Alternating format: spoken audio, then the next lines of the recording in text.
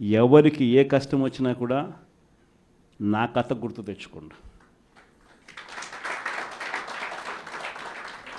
16 నెలలు నన్ను జైల్లో పెట్టినారు.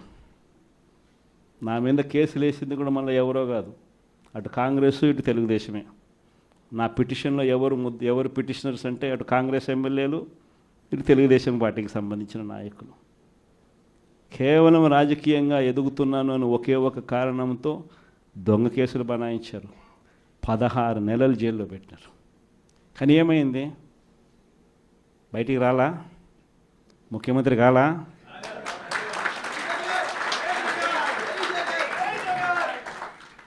ప్రతి ఒక్కరు ఇది గుర్తుపెట్టుకోండి. ఎవరికైనా ఇంతే. మహా చేస్తే వీళ్ళు ఏం చేయగలుగుతారు? దొంగ కేసులు పెడతారు,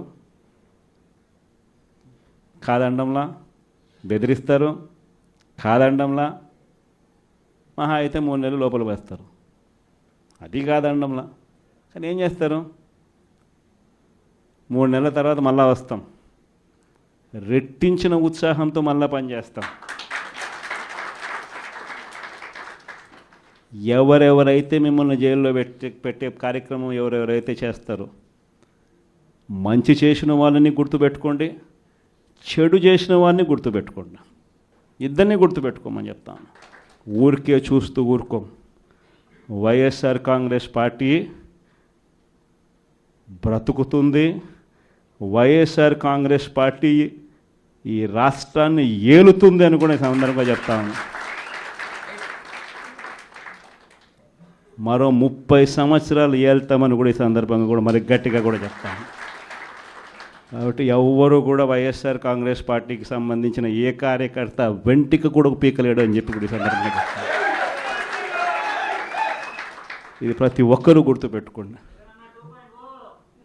ఒక్కటే గుర్తుపెట్టుకోండి, ఈసారి జగనన్న 2.0 కొంచెం వేరుగా కూడా ఉంటుంది.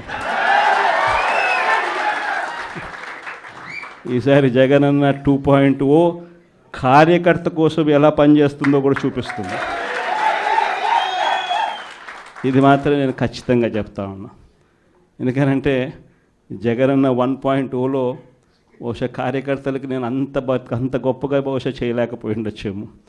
ప్రతి పథకము ప్రతి విషయంలోనూ కూడా మొట్టమొదటిగా ప్రజలే గుర్తుకొచ్చారు. ప్రజలకు మంచి చేయడం కోసమే నా టైం కేటాయించా, నా తాపత్రయపడ్డా, ప్రతి విషయంలోనూ దానికోసమే అడుగులు వేశా.